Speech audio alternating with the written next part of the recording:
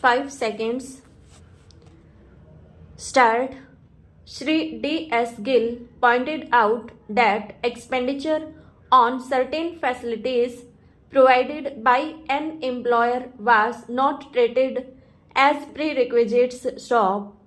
He expressed the view that only taxable prerequisites should be included in the allowance of 1/5 of the salary payable to an employee. Stop.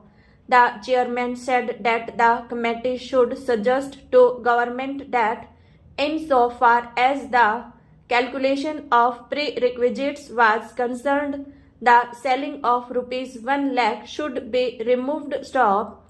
The board decided to address the Central Board of Direct Taxes on the above issues. Stop. The board considered a letter dated 26 October 1971 from Industrial Corporation Limited on the deduction of income tax at source on interest paid to bank on retiring documents for purchase of material. Stop.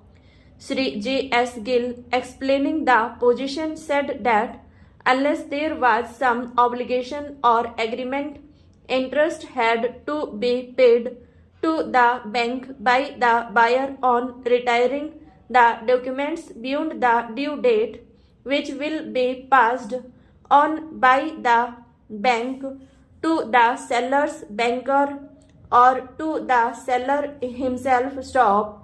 If interest was released by the bankers of the seller, then tax need not be deducted at source. Stop.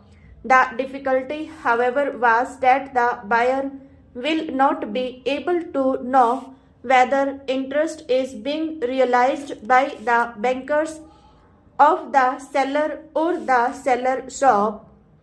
Again, the banker of the buyer will always insist for full amount of the documents and the total interest payable thereon, because they have to remit the amount of the documents and the interest in him to the bankers of the seller or the seller. Stop.